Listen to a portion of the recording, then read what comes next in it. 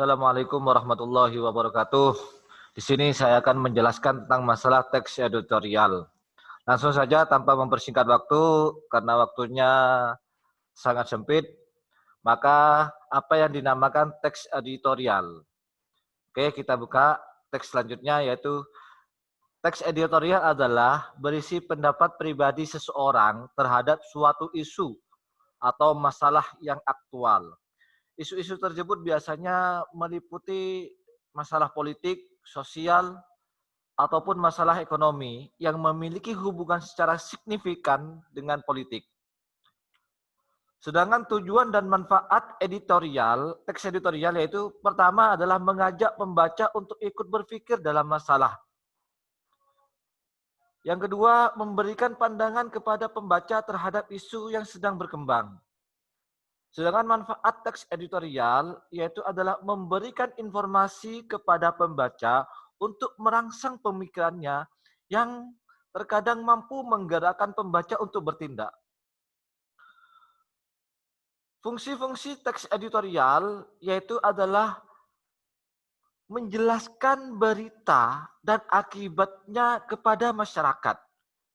Fungsi kedua yaitu adalah mengisi latar belakang dari kaitan berita tersebut dengan kenyataan sosial dan faktor yang mempengaruhi dengan lebih menyeluruh.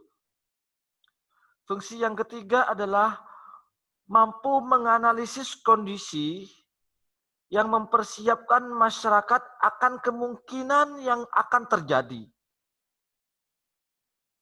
Sedangkan fungsi terakhir adalah meneruskan nilai moral mengenai berita-berita tersebut. Ciri-ciri teks editorial, ciri-ciri yang pertama adalah tema tulisannya selalu hangat atau sedang berkembang yang dibicarakan di masyarakat luas. Faktual dan aktual. Bersifat sistematis dan logis. Maksudnya bersifat sistematis dan logis di sini adalah urutannya sesuai dengan waktu, logis dan masuk akal. Ciri-ciri selanjutnya adalah tajuk rencana atau bersifat opini, bersifat pendapat yang mempunyai argumentatif dari si penulis tersebut. Ciri yang terakhir adalah menarik untuk dibaca karena penggunaan kalimatnya yang sangat singkat, padat, dan jelas. Bagaimanakah struktur teks editorial? Pernyataan ini selalu ada di benak para pembaca. Struktur yang pertama adalah pernyataan pendapat. Maksudnya adalah berisi sudut pandang penulis mengenai bagaimana pandangan-pandangan ke depan atau pandangan-pandangan yang akan diberitakan dalam teks editorial tersebut. Sedangkan struktur yang kedua yaitu berisi tentang masalah argumentatif. Alasan atau bukti yang digunakan untuk memperkuat kenyataan dalam sebuah teks editorial atau pernyataan pendapat. Secara umum, argumentasi ini adalah bersifat fakta. Pernyataan-pernyataan para ahli, pernyataan-pernyataan referensi yang lain yang bisa dijadikan pendukung untuk membuat teks editorial. Struktur yang ketiga adalah pernyataan atau penegasan ulang pendapat. Maksudnya adalah penegasan ulang didorong oleh fakta di bagian argumentasi guna memperkuat atau mempertegas di bagian terakhir. Dalam membuat teks editorial, kita tidak terlepas untuk kaidah atau kebahasaan bagaimana cara yang benar untuk membuat teks editorial. Yang satu, pertama adalah adverbia, kedua konjungsi, ketiga verbia material, empat verbia relasional, dan terakhir adalah verba mental. Apakah yang dinamakan adverbia tersebut? Adverbia itu adalah bahasa atau keterangan. Bahasa lainnya adalah untuk atau kelas kata yang diberikan keterangan kepada kata lain. Agar dapat meyakinkan pembaca, diperlukan ekspresi kepastian yang bisa dipertegas dengan kata keterangan atau adverbia frekuentatif. Contoh, kata-kata adverbia diantaranya adalah selalu, biasanya, sebagian besar waktu, sering, kadang-kadang, jarang, dan lain-lainnya. Kemudian apakah yang dinamakan konjungsi? Konjungsi adalah kata sambung atau kata yang menghubungkan kata-kata, ungkapan-ungkapan, atau kalimat-kalimat, dan sebagainya. Tidak untuk tujuan maksud lain. Konjungsi tidak dihubungkan dengan objek, konjungsi tidak menerangkan kata, konjungsi hanya menghubungkan kata-kata atau kalimat-kalimat, dan sebagainya. Konjungsi dalam kaidah kebahasaan teks editorial opini merupakan kata penghubung pada teks seperti kata bahkan. Selanjutnya, apakah yang dinamakan dengan verba material? Verba material yaitu adalah kata kerja berimbuhan yang mengacu kepada tindakan fisik ataupun perbuatan yang dilakukan secara fisik oleh partisipan.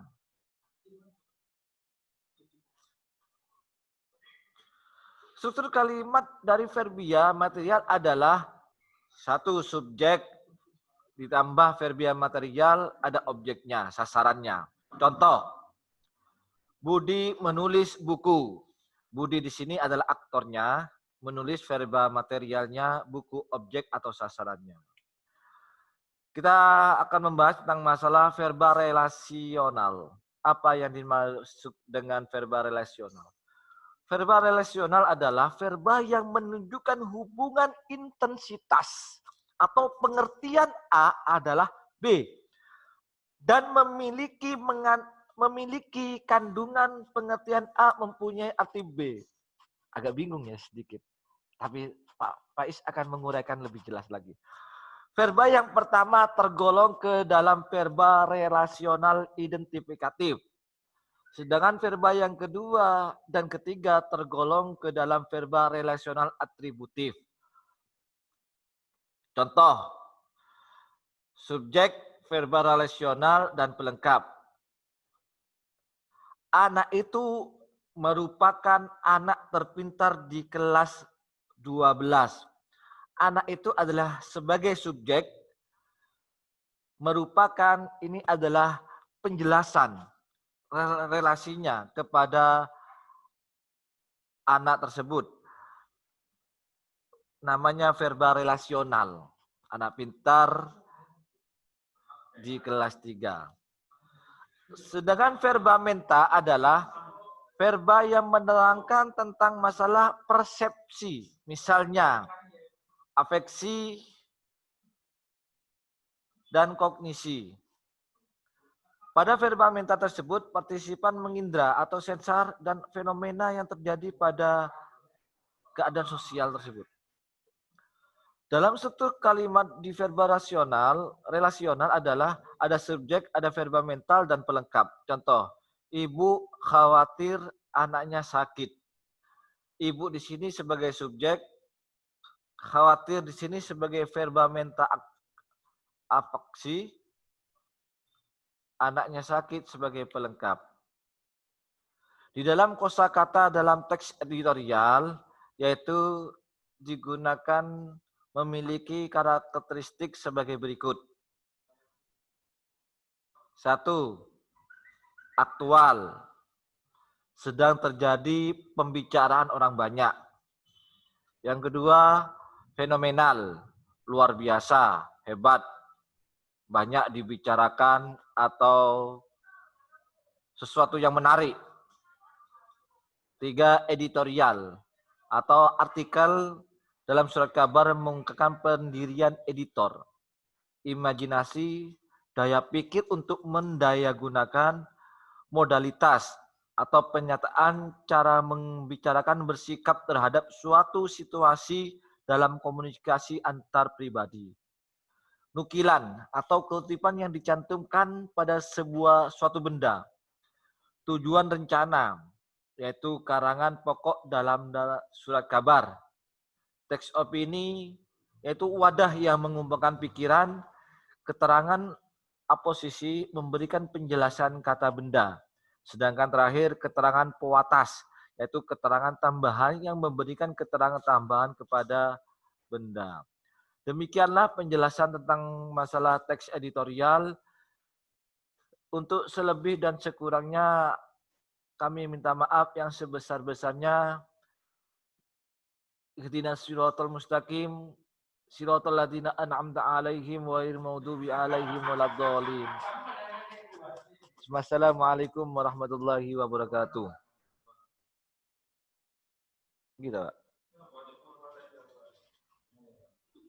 Gitu.